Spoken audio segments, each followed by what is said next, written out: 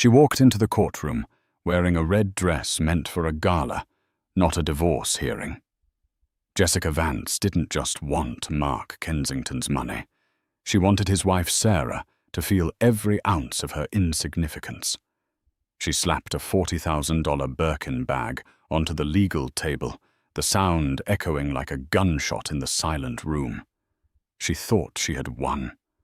She thought the quiet woman in the grey cardigan sitting across from her was a nobody, a charity case Mark had picked up in college. Jessica laughed, flashing a diamond ring the size of a grape, oblivious that the doors behind her were about to open for a man who didn't just have money. He owned the banks. And he wasn't happy. The atmosphere inside courtroom 304 was thick enough to choke on. On the left side of the aisle sat Mark Kensington, the CEO of Kensington Tech, a man recently featured on the cover of Forbes as a self-made visionary. He adjusted his bespoke Italian suit, checking his reflection in the polished wood of the defense table. He looked confident, bored, and utterly dismissive of the woman sitting across from him. Next to him sat Jessica Vance. She wasn't a lawyer, and technically she shouldn't have been sitting at the counsel table, but Mark's high-priced attorney, Robert Sterling, hadn't the spine to tell her to move. Jessica was the physical embodiment of new money. She wore a blood-red designer dress that hugged every curve, clashing violently with the somber tone of a divorce hearing. Her wrist was weighed down by a solid gold Cartier bangle, and she kept checking her phone, sighing loudly every time the proceedings slowed down. On the right side sat Sarah Kensington. If Jessica was a neon sign, Sarah was a shadow.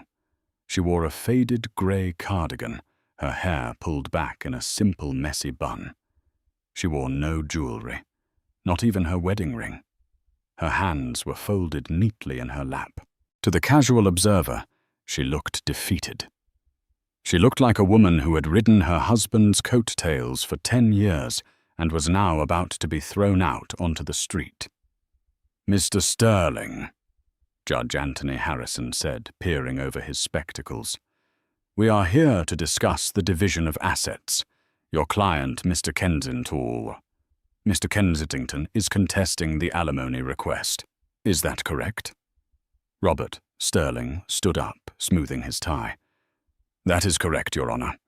My client, Mr. Kensington, built Kensington Tech from the ground up. Mrs. Kensington has not been employed for the duration of their 10-year marriage. She has contributed nothing to the estate. In fact, she has been a drain on my client's resources." Mark smirked, leaning back in his chair. He didn't even look at Sarah. "A drain?" Judge Harrison asked, raising an eyebrow. "They have been married for a decade, Counselor. New York is an equitable distribution state." "Financial contribution, Your Honor," Sterling pressed. "She brought zero capital into the marriage. She has no family connections, no inheritance, and no career. Mr. Kensington believes that the prenuptial agreement, though currently contested by opposing counsel, should stand.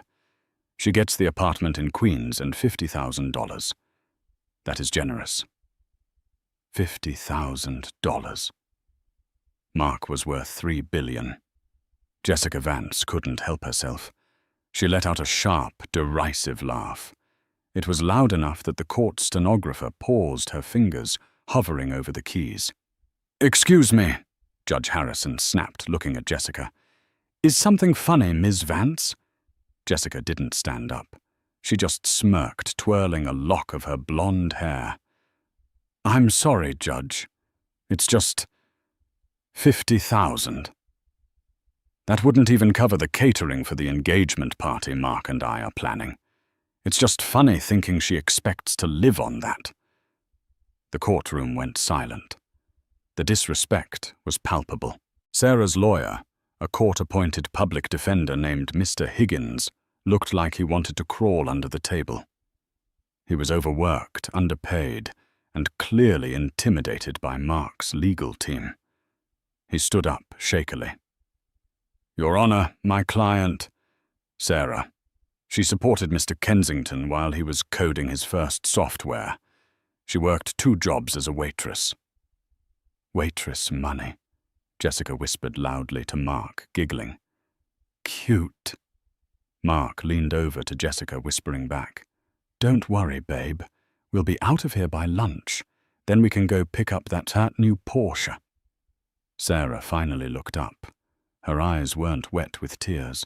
They were cold. They were a shade of blue that usually belonged to glaciers. She looked at Mark, then at Jessica. Mark, Sarah said softly. Her voice was quiet, but it carried a strange authority that cut through the murmuring. Address the bench, not the defendant, Sterling barked. Sarah ignored him. Mark, are you sure you want to do this? I offered you a clean break. I didn't ask for half. I didn't ask for the company. I just asked for you to respect the time we spent together. Mark scoffed. Respect Sarah, look at you. You're a mouse. You've always been a mouse. I need a lioness. He grabbed Jessica's hand and kissed it theatrically. I need someone who fits my world. You belong back in the trailer park I saved you from. Saved me, Sarah repeated. A tiny, almost imperceptible smile touched her lips. Is that how you remember it? That's the reality, Mark sneered. You're a nobody, Sarah. A ghost. And after today, you won't even be a Kensington. Thank God for that, Sarah murmured. What was that? Judge Harrison asked. Nothing, Your Honor, Sarah said, returning to her composure. I just wish to state that the trailer park my husband refers to, he never actually visited my home, did he? Mark rolled his eyes. Why would I visit a dump? You met me at university. You were on a scholarship. Probably a hardship fund. Jessica leaned forward, placing her elbows on the table, causing her diamond bracelets to clatter. Look, honey, she addressed Sarah directly. Let's speed this up. Mark bought me this watch last week. She tapped the face of a diamond-encrusted Patek Philippe. It cost more than your lawyer makes in a year. Just sign the papers, take the cash, and go find a nice waiter to marry. Stop embarrassing yourself by trying to fight people who are out of your league. Sarah looked at the watch. Then she looked at the clock on the wall. It was 10:58 a.m. You're right, Jessica, Sarah said. Time is very valuable. And I believe my time is just about up. What are you babbling about? Mark asked, annoyed. I didn't want to do this, Sarah said, standing up. She didn't look like a mouse anymore. She stood with a posture that was almost military-grade straight. I wanted to spare you the embarrassment, Mark. I really did. I tried to settle this quietly. Sit down, Mrs. Kensington, the judge warned.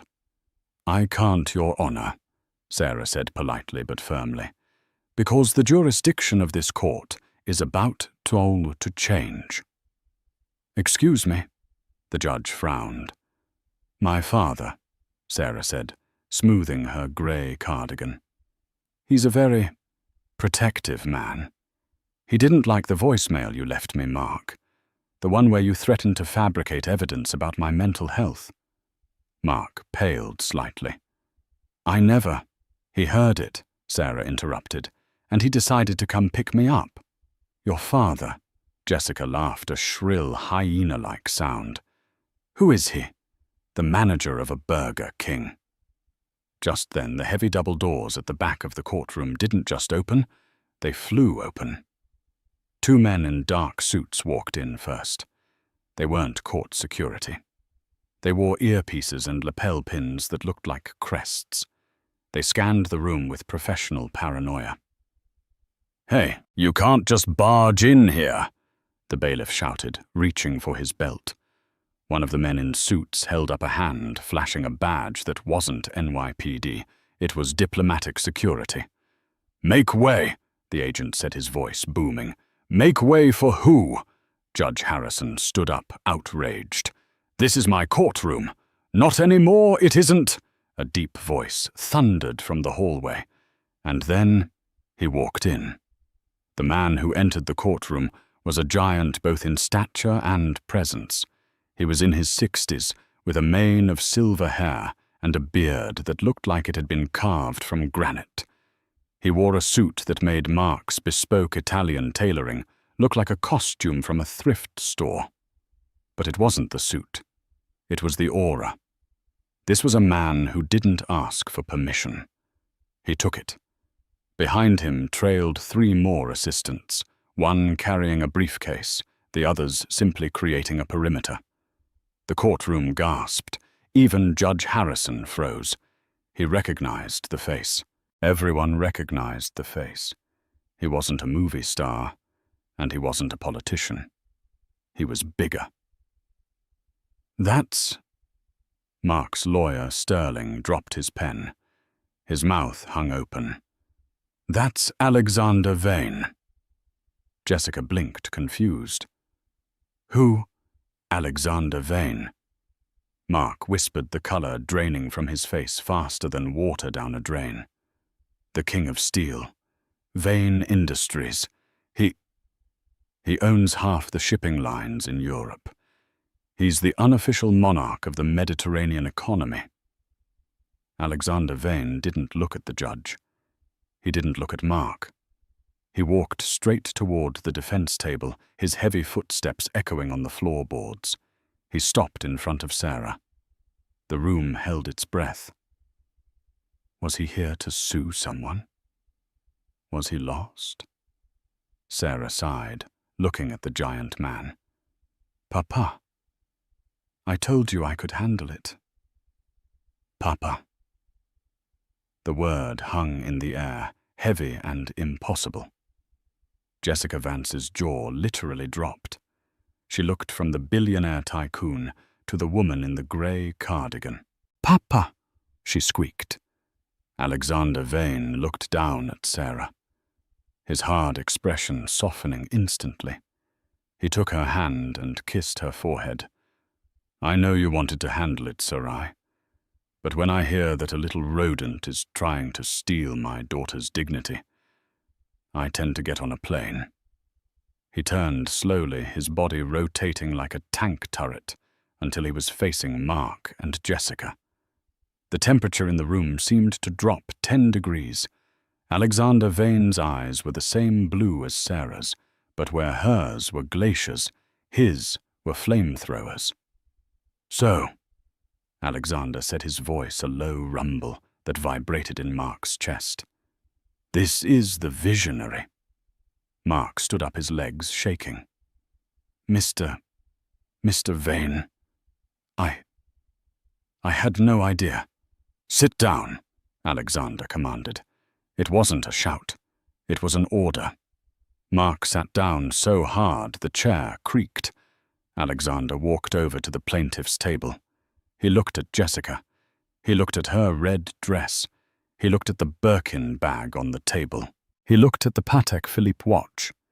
He laughed. It was a dry, terrifying sound. "Nice watch," Alexander said. "I have a factory in Geneva that makes the internal springs for those. We sell them by the bucket." Jessica pulled her hand back as if she'd been burned. She tried to muster some of her earlier arrogance. I don't know who you think you are, but this is a private legal matter." "Private?" Alexander turned to the judge. "Your Honor, I apologize for the interruption. I am Alexander Vane, Sovereign Prince of Montverda. My daughter, Princess Sarai Vane, or Sarah, as she prefers to be called in this country, has been living under an assumed identity for her own protection and desire for a normal life." "Princess?" The judge sat down slowly. "Yes," Alexander continued. "And since my daughter is a member of the Royal House of Montverda and holds a diplomatic passport which she has graciously chosen not to use until now, this court has a conflict of interest." Mark looked at Sarah. You're a princess. But the loans, the student debt, Sarah stood up, walking to stand beside her father. She looked at Mark with pity. I took out loans because I wanted to know what it felt like to struggle, Mark. To build something real. I paid off your first business loan with my trust fund allowance, not waitress tips. I just didn't want to bruise your ego. You paid the seed money, Mark stammered. $200,000, Sarah said calmly. I routed it through an anonymous angel investor. That was me, Mark. I bought your first servers. Jessica felt sick. The room was spinning. She looked at Mark. You said she was poor. You said she was a leech. I thought she was, Mark yelled back, panic setting in. Mr. Sterling, Alexander Vane said, addressing Mark's lawyer. I suggest you look at the financial disclosures again, specifically the ones my legal team is filing right now in the federal court.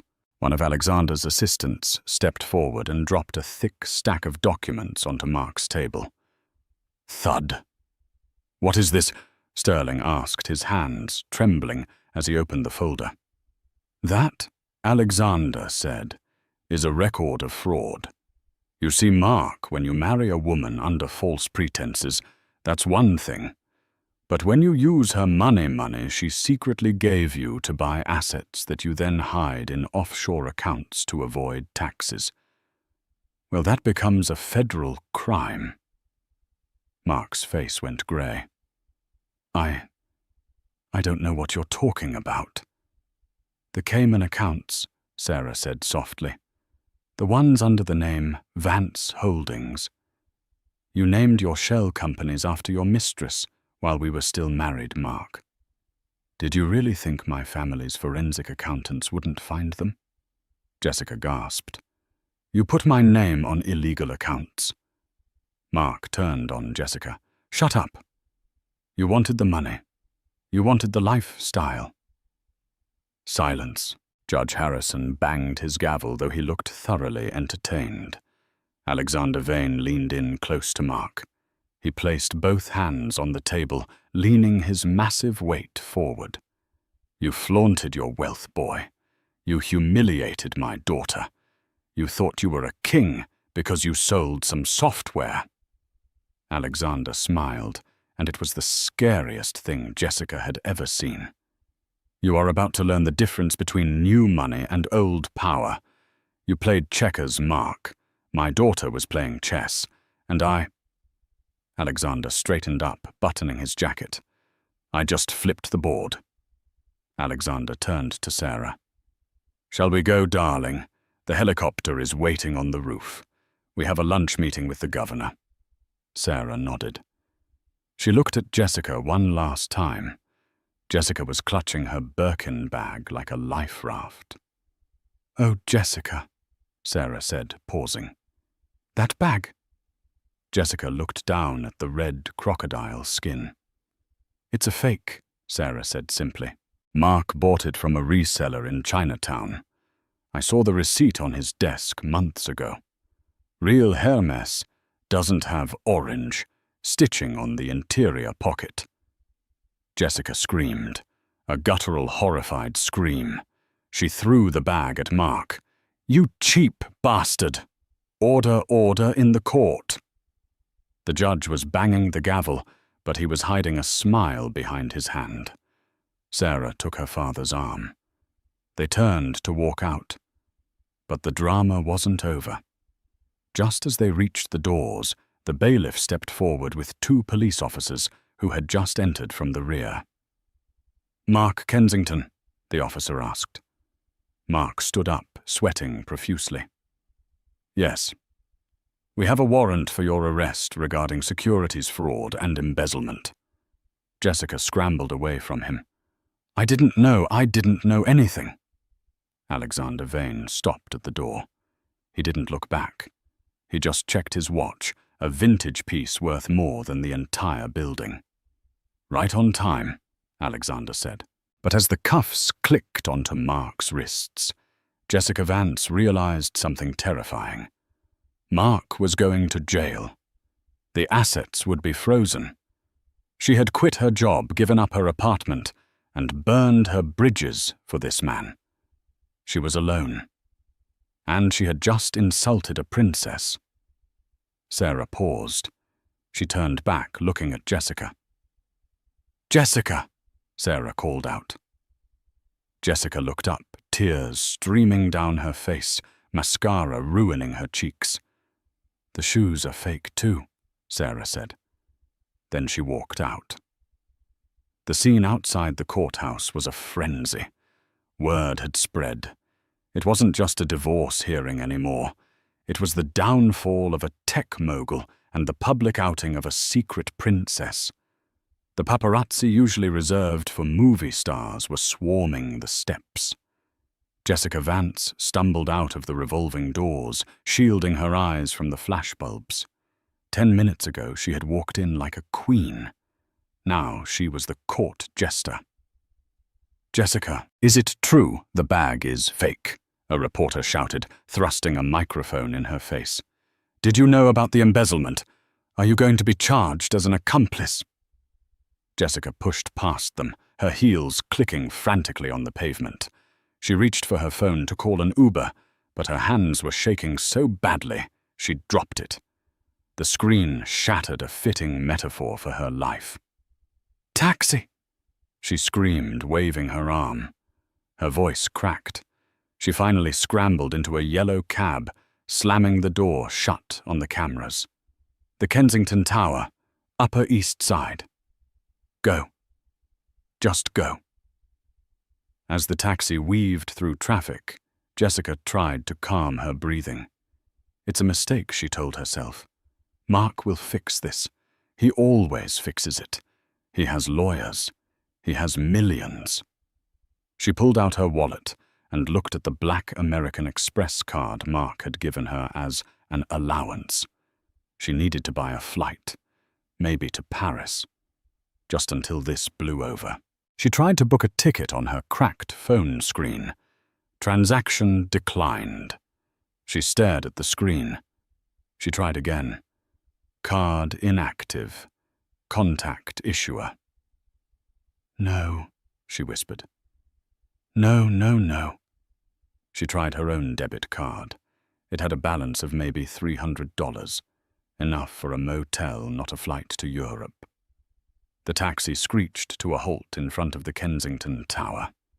This was Mark's crown jewel, a residential skyscraper where the cheapest apartment cost $4 million. They lived in the triplex penthouse. Jessica threw a crumpled $20 bill at the driver, all the cash she had, and ran toward the gold-plated revolving doors. She needed to get to the safe in the bedroom. There was cash there, jewelry. The real stuff, not the fakes Sarah had humiliated her with. But the revolving door didn't move. She pushed harder. Nothing. "Jerry!" she yelled, banging on the glass. She saw the doorman, a man in his 50s named Jerry, standing inside. She had treated Jerry like dirt for 2 years. She never tipped him at Christmas. She complained if he didn't open the door fast enough. She once tried to get him fired because he made eye contact with her. Jerry looked at her. He slowly walked over to the glass. He didn't open the door. "Let me in." "My key fob isn't working." Jessica shrieked, her voice muffled by the thick glass. Jerry shook his head slowly. He pointed to a piece of paper taped to the glass from the inside. "Eviction notice. Pursuant to court order 99C. All access to Penthouse A is revoked immediately." "You can't do this," Jessica yelled. "I live here. My clothes are in there." Jerry cracked the side door open just an inch. "Sorry, Miss Vance. Management's orders. No unauthorized personnel." "I'm not unauthorized, you idiot. I'm Mark Kensington's fiancée." "Mr. Kensington doesn't own the building anymore," Jerry said, a hint of a smile playing on his lips. Actually, turns out he never really owned the penthouse either. It was a corporate lease. "Who owns it then?" Jessica demanded. "I'll call the landlord right now." Jerry chuckled. You really don't know. He pointed to the brass plaque on the wall, one that had always been there, but Jessica had never bothered to read. It listed the property management company, managed by Vane Real Estate Trust, a subsidiary of Vane Industries. Jessica froze. The blood drained from her face. Vane, she whispered. Sarah's father. Miss Sarah called about 10 minutes ago, Jerry said, looking more cheerful than he had in years. She said that since the lease was in Mr. Kensington's name, and he is currently indisposed, the property reverts to the owner. She also mentioned that any personal items left inside are now considered collateral against unpaid rent. My clothes, Jessica gasped. My shoes. Collateral, Jerry repeated. But she did leave something for you. Jerry reached behind the desk and pulled out a small plastic grocery bag. He tossed it through the crack in the door. It landed on the sidewalk at Jessica's feet. Jessica opened it with trembling hands. Inside was a pair of cheap rubber flip-flops. She said those heels looked uncomfortable, Jerry said. And since they're fake anyway, you shouldn't mind swapping them. Jerry closed the door and locked it.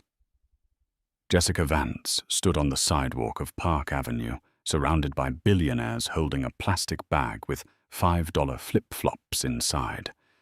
It started to rain. She looked at her phone. A text message came through from her best friend, Chloe. Hey, just saw the news. Don't come to the gala tonight. It's invite only and well, you know. Good luck. Jessica sank to her knees on the wet concrete. The city was loud, but her world was silent. She had played the game of status, and she had lost to the woman who owned the board. Mark Kensington was a man who spent $3,000 a month on skin creams. He was a man who required his sheets to be 1,000 thread count Egyptian cotton.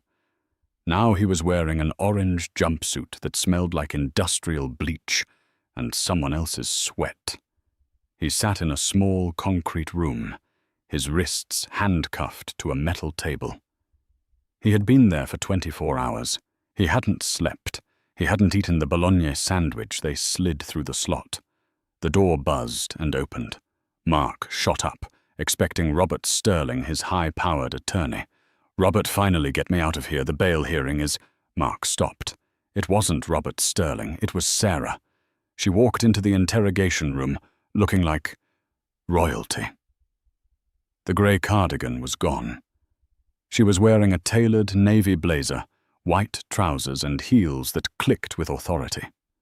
Her hair was down, cascading over her shoulders in waves.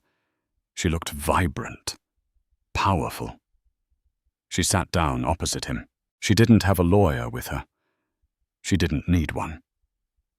Sarah. Mark breathed out. He tried to summon his old arrogance, but it faltered. What are you doing here?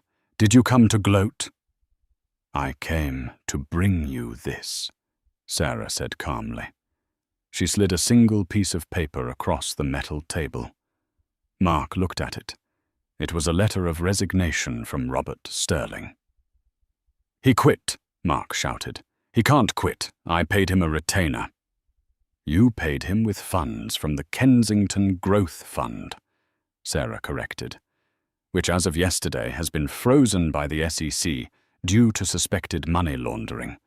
Sterling can't accept dirty money, Mark. He'd lose his license, so you currently have no counsel. Mark slumped back in his chair. Sarah, babe, listen, we can fix this. Talk to your dad. Tell him to call off the dogs. I'll give you half. I'll give you 70% of the company. Sarah laughed. It wasn't a cruel laugh, which made it worse. It was a pitying laugh. Mark, you still don't understand, she said, folding her hands on the table. You don't have 70% of the company to give. I built Kensington Tech. Mark slammed his cuffed hands on the table. I wrote the code. You wrote the front-end interface, Sarah said quietly. Who wrote the back-end algorithm? Mark, who stayed up until 400 a.m., fixing your bugs while you were out networking at bars. Mark went silent. He looked away. I did, Sarah said. And do you remember the angel investor contract, the one you signed 10 years ago for that first $200,000? The Vesta Group, Mark muttered. Yeah. So what? Vesta is an acronym, Sarah explained. Vane Estate Strategic Tech Assets. It's my private trust, and Clause 14, Section B of that contract states that in the event of the founder's criminal indictment or gross misuse of funds, all intellectual property rights revert to the investor. Mark's eyes widened until the whites showed all around. No, that's standard boilerplate. It's never enforced. It is today, Sarah said. My lawyers executed the clause this morning. I own the code mark. I own the patent. I own the brand. Kensington Tech doesn't exist anymore. By Monday, it will be rebranded as Vane Digital. Mark felt like he couldn't breathe. The walls of the small room were closing in. You stole my company. I repossessed my property, Sarah said coldly. You were just the manager, and you were a bad one. She stood up and walked to the heavy steel door. She knocked on it for the guard. Sarah, wait. Mark was crying now. Genuine tears of terror. What happens to me? I'm facing 20 years. The fraud, the embezzlement. Sarah, please, I'm your husband. Sarah paused with her hand on the door. She didn't turn around.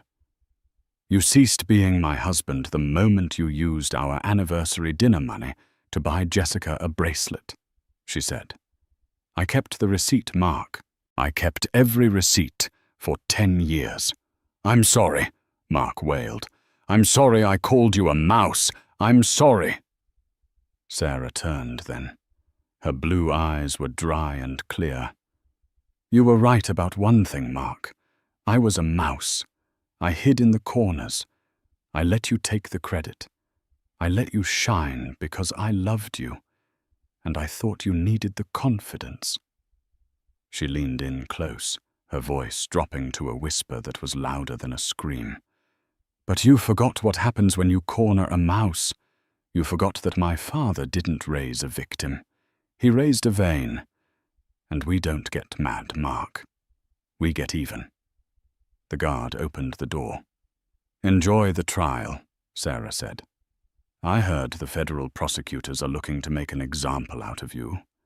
Something about arrogant tech bros being unpopular with juries these days. She walked out into the hallway, the fluorescent lights catching the diamond earrings she was finally wearing again, heirlooms from her grandmother, the late Queen. Mark was left alone in the silence of the cell. He looked down at the metal table where his reflection was distorted and grey. He had wanted a life of drama, of high stakes of royalty. He had gotten exactly what he wished for. Jessica Vance was no longer living in a penthouse overlooking Central Park. She was living in her childhood bedroom in a cramped duplex in the Bronx, surrounded by posters of boy bands she had loved when she was 15. Her father, a retired sanitation worker named Frank, wouldn't even look at her during dinner. The shame of having his daughter splashed across the New York Post as the gold-digging accomplice was too much for him. Jessica sat on her twin bed, staring at her phone. She had been trying to sell her designer clothes on eBay to pay for a lawyer. Ding! A notification popped up. User Luxury Lover 99 has opened a dispute. Item is counterfeit. The Louboutins have red paint, not red soles, demanding refund. Jessica threw the phone against the wall. Even the gifts Mark had given her, the ones she thought were genuine apologies for his temper, were fake. everything was a lie. Her phone buzzed again. This time it was a call from a blocked number. She picked it up, hoping it was a talent agent. "Jessica." It was Mark's voice.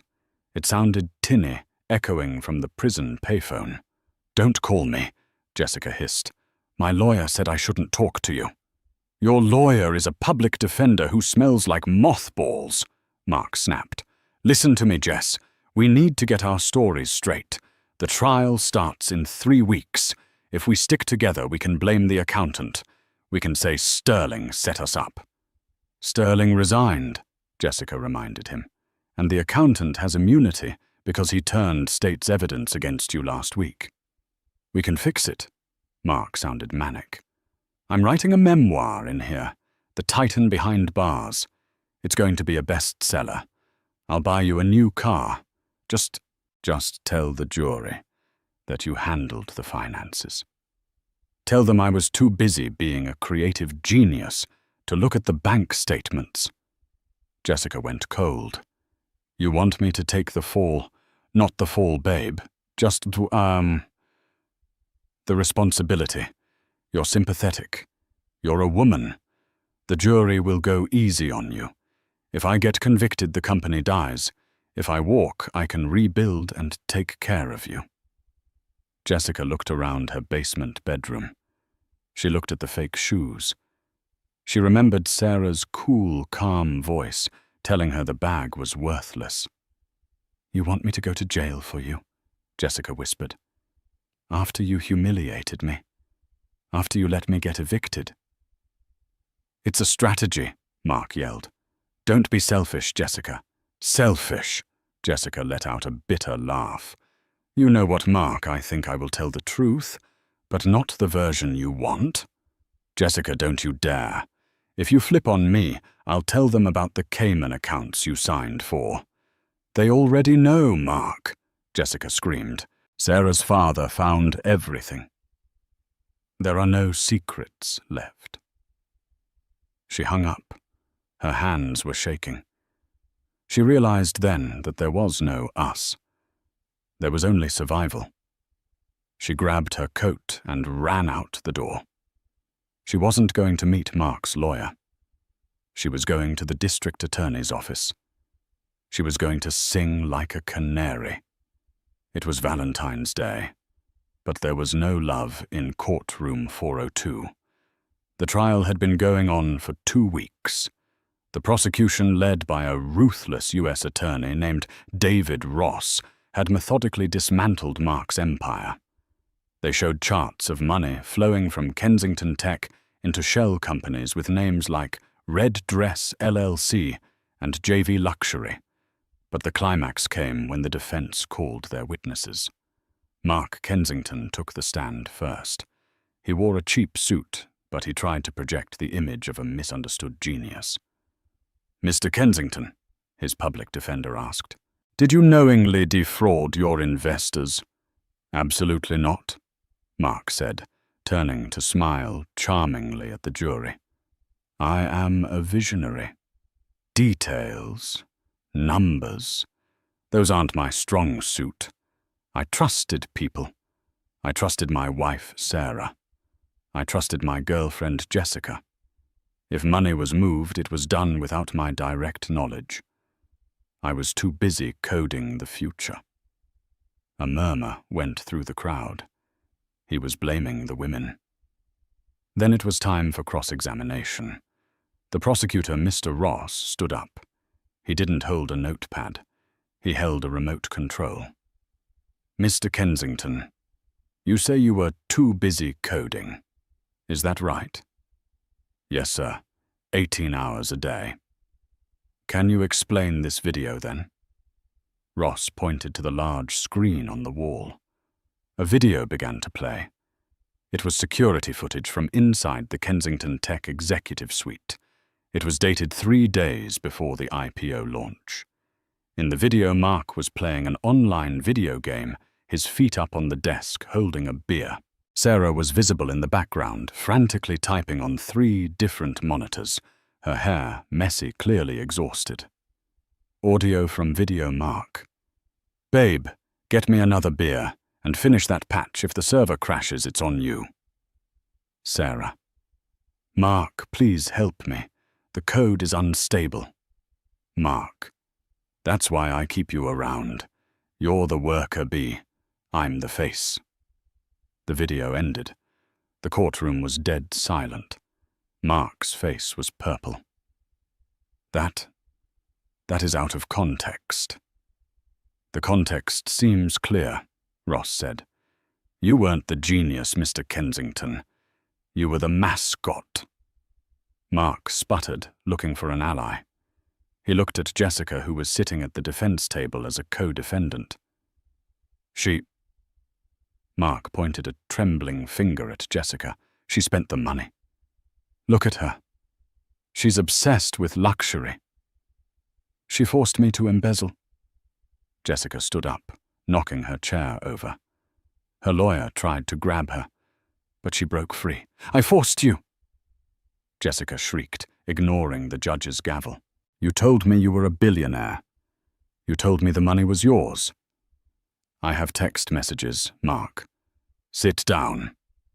Judge Stone banged the gavel. Ms. Vance, take the stand if you wish to testify. I will.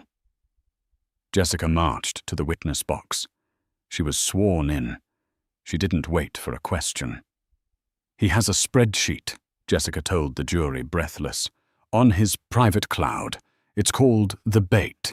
He tracks women based on their credit scores and family inheritance. He targeted Sarah because he thought she was a scholarship student he could control. He targeted me because he thought I was dumb enough to believe his lies. Objection, Mark yelled from his seat. She's lying. She's a gold digger. I am, Jessica cried out, tears streaming down her face. I am a gold digger. I wanted his money, but there was no money. He bought my engagement ring on a credit card opened in his mother's name. He stole his own mother's identity. The jury gasped. The press gallery was typing furiously. And one more thing, Jessica sobbed, looking at Sarah, who sat in the front row, immaculate and unmovable. The night before the divorce hearing, Mark tried to hire someone to plant drugs in Sarah's car. The room erupted. Order, order! Judge Stone was shouting. Mark stood up, his eyes wild. You traitor! You promised me Paris! Jessica screamed back. You gave me the Bronx! Sarah Vane watched it all from the gallery. She didn't smile. She didn't frown. She simply watched the two people who had tried to destroy her tear each other apart like starving wolves. Her father, Alexander, leaned over and whispered, Never interrupt your enemy when they are making a mistake. I know, Papa, Sarah whispered back. I'm just enjoying the show. 3 days later, the jury returned. It took them only 2 hours to deliberate. We find the defendant Mark Kensington guilty on all counts. We find the defendant Jessica Vance guilty on all counts. Mark didn't scream this time. He just stared at the wall, catatonic. The visionary was gone. The fraud was exposed. But as the bailiffs led him away to await sentencing, Mark looked back one last time. He saw Sarah standing at the back of the room. She held up a hand, waving slightly. It wasn't a wave of goodbye.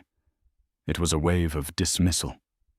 The King of Steel and his daughter walked out of the courthouse into a waiting fleet of black SUVs, leaving the wreckage of the new money pretenders behind them. The air inside Federal District Courtroom 7B smelled of old wood floor wax and ruined lives. It was the kind of silence that wasn't empty. It was heavy, pressing down on the lungs of everyone present. Mark Kensington sat at the defense table, a ghost of the man who had once graced the cover of Forbes. The bespoke Italian wool suits were a distant memory. Replaced by a ill-fitting charcoal-grey polyester suit his court-appointed lawyer had purchased from a department store clearance rack. It hung loosely on his frame. He had lost nearly 30 pounds in the 6 months he had spent in remand at the Metropolitan Detention Centre. His skin was sallow, his eyes sunken and darting nervously around the room. The confident smirk that had defined his career was gone, replaced by a permanent expression of terror. 3 chairs away sat Jessica Vance. If Mark looked defeated, Jessica looked eroded. The influencer glow was extinguished. Her hair, once a carefully maintained platinum blonde, was now a harsh, brassy yellow, with 3 inches of dark roots, showing a visible timeline of her downfall. She wore a conservative black skirt and a white blouse that was buttoned to her chin, an attempt to look like a librarian rather than the woman who had slapped a fake Birkin bag onto a divorce table. She stared at her hands, refusing to look at Mark, the man who had promised her the world and delivered her a prison cell. The gallery was packed to capacity. Reporters from the New York Times, the Wall Street Journal, and every major tabloid were squeezed onto the wooden benches. Sketch artists were furiously drawing the defendants' miserable expressions. But in the front row, occupying the reserved section, usually meant for victims' families, sat 2 figures who commanded the room without saying a word. Alexander Vane sat like a carved statue of judgment, his arms crossed over his chest. He wore a dark navy suit that likely cost more than the combined annual salaries of the prosecution team. Beside him sat Sarah Vane. She did not look like the mouse Mark had ridiculed. She did not look like the woman in the grey cardigan. She wore a suit of stark, blinding white, sharp-tailored and immaculate. It was a power suit, the kind worn by heads of state.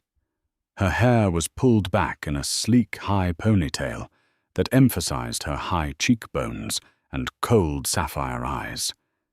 She sat with her spine straight, her hands resting gently on a leather portfolio. She looked serene. It was the serenity of the executioner before the blade drops. "All rise!"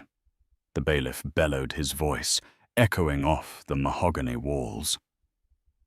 Judge Marilyn Stone entered. In the legal world, she was known as the Iron Maiden. She didn't believe in rehabilitation for white-collar criminals. She believed in consequences. She took her seat, adjusted her wire-rimmed glasses, and stared down at the 2 defendants. "Mark Kensington." Judge Stone began, her voice dry and scratching like sandpaper. "You stand before this court, convicted of 12 counts of securities fraud, 4 counts of wire fraud, 1 count of embezzlement and obstruction of justice. You created a house of cards, Mr. Kensington. You took money from hard-working people, pension funds, small investors, and even your own wife to fund a lifestyle of grotesque excess." Mark stood up, his legs trembling so violently the table shook. "Your Honor, please, I got lost. The pressure, I wanted to succeed. I can pay it back. I swear, give me time, and I will pay every cent back."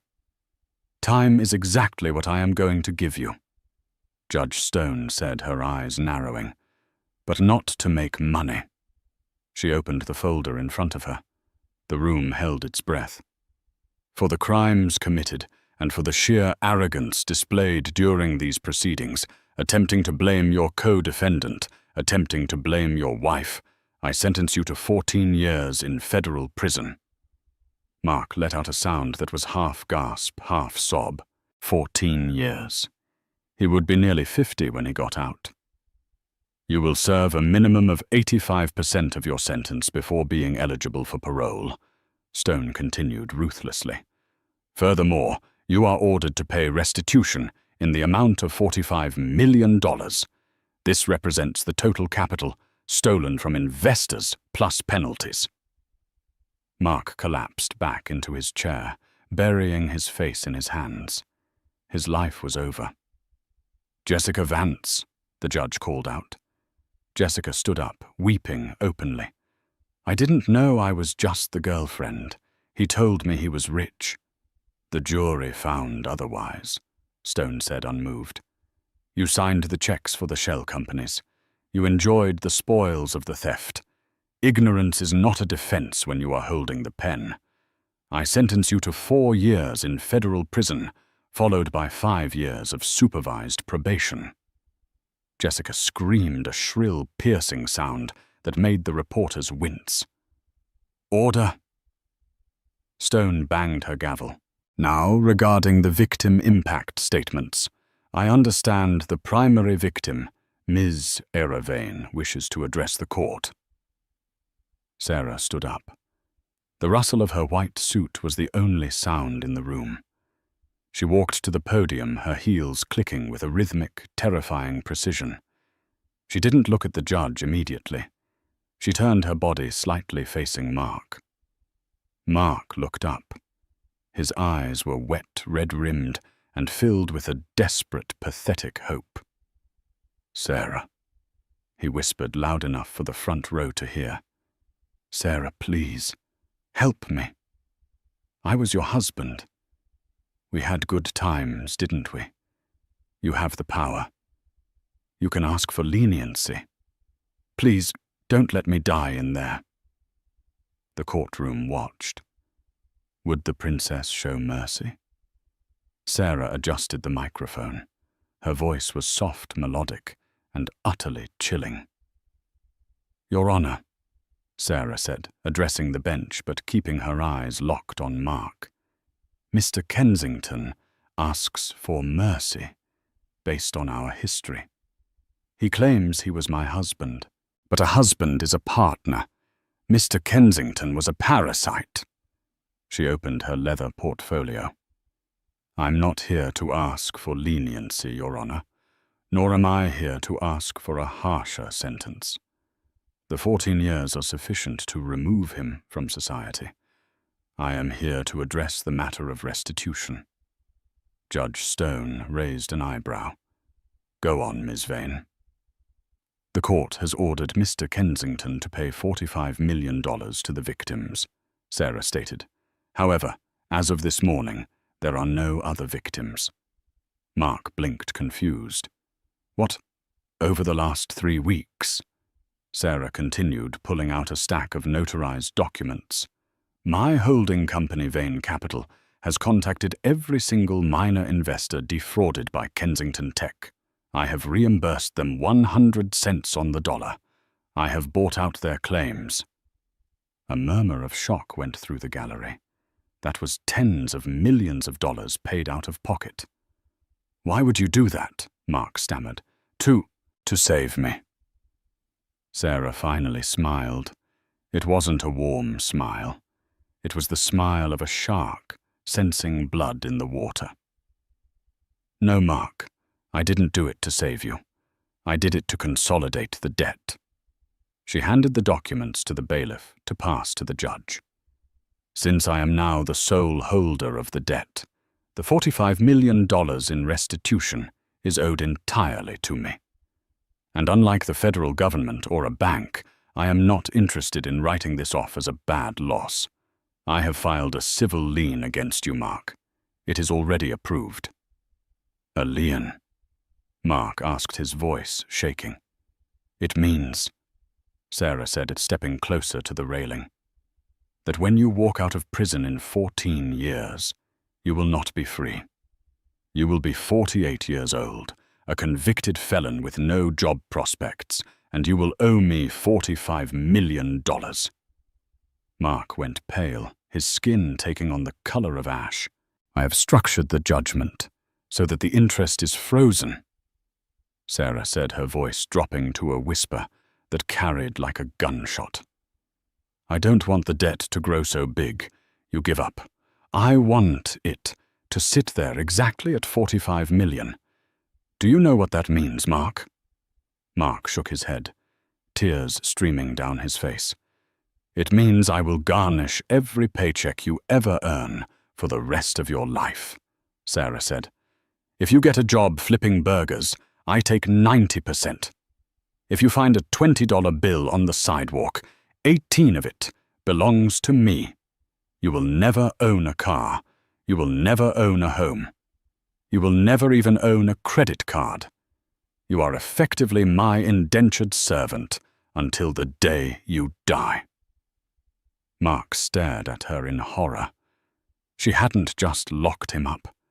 She had erased his future. She had ensured that even in freedom he would be in chains. You can't do that, Mark whispered. That's cruel. Cruelty is spending your wife's inheritance on a mistress and calling your wife a mouse, Sarah replied coolly. This is just accounting. She turned her gaze to Jessica. Jessica shrank back in her seat, trying to make herself invisible. I have nothing, Jessica sobbed. You can't take money from me. I have nothing. I know, Jessica. Sarah said, her tone shifting from icy to almost pitying. And truthfully, you aren't worth the legal fees to sue. Jessica let out a breath of relief. However, Sarah said, pausing for effect, I did notice that your parents, Frank and Linda, lovely people, have been struggling to pay their rent in the Bronx since you moved back in and drained their savings for your legal defense. Jessica's eyes widened. Leave them alone. Oh, I haven't touched them, Sarah said innocently. But the building they live in, 402 Sycamore Avenue, it was on the market, a distressed asset. Vane Real Estate Trust closed on the property yesterday. Jessica gripped the edge of the table. You bought my parents' building. I'm your landlord now, Jessica, Sarah said, and I have a very strict policy regarding tenants with criminal records living on the premises. But because I'm generous, I won't evict them. Yet. Sarah leaned in. But when you get out in 4 years, Jessica, don't think about moving back home. If you set one foot in that building, if you try to live on my property, I will evict your parents so fast their heads will spin. You are homeless, effectively banned from the only roof you have left. You're a monster, Jessica shrieked. I am a Vane, Sarah corrected, and we protect our own. Sarah closed her portfolio. She looked at the judge. Thank you, Your Honor. I have nothing further. As Sarah turned to leave, Mark lunged forward, restrained only by the heavy chains connected to the floor. Sarah. Wait. I love you. I still love you. He screamed a desperate, delusional lie. Sarah stopped. She didn't turn around. She simply reached into her purse and pulled out a small object. She tossed it over her shoulder. It landed on the defense table with a hollow clatter. It was a cheap plastic lighter. Burn the memoir, Mark, she said. Nobody wants to read a book by a loser. Alexander Vane stood up, towering over the courtroom. He placed a hand on Sarah's shoulder, shielding her from the cameras that were flashing wildly. They walked down the center aisle, parting the sea of reporters like royalty. Behind them, the sounds of Mark sobbing and Jessica screaming were drowned out by the heavy thud of the courtroom doors closing, sealing their fate forever. 6 months later. The New York Metropolitan Museum of Art was bathed in the glow of 1,000 flashbulbs. It was the night of the Global Tech Innovators Gala. A sleek black limousine pulled up to the red carpet. The door opened, and a hush fell over the crowd. Sarah Vane stepped out. She was breathtaking. She wore a gown of midnight blue velvet, off the shoulder, shimmering with thousands of tiny crystals that looked like from the star. Around her neck sat the Vane sapphires, a necklace that hadn't been seen in public for 50 years. She didn't walk with her head down. She didn't hide in a grey cardigan. She walked with the grace of a woman who had walked through fire and come out made of steel. Ms. Vane, Ms. Vane. A reporter from Vanity Fair thrust a microphone toward her. Your company, Vane Digital, just posted record profits for the quarter. How does it feel to be the most powerful woman in tech? Sarah stopped and smiled. It was a genuine smile this time. It feels correct. And Ms. Vane, another reporter shouted, do you have any comment on the news from upstate your ex-husband was transferred to maximum security yesterday after a fight in the yard? Sarah paused. The camera zoomed in on her face. For a split second, there was a flicker of recognition. A memory of a man who had once told her she was nothing. Then the mask of the Queen slid into place. Who? Sarah asked. She didn't wait for an answer. She turned and ascended the stairs. Her blue velvet train trailing behind her like royal robes, leaving the past where it belonged in the dark, while she stepped into the light. The story of Sarah and Mark is a brutal reminder of a simple truth. Arrogance is the most expensive luxury in the world, and eventually everyone receives the bill.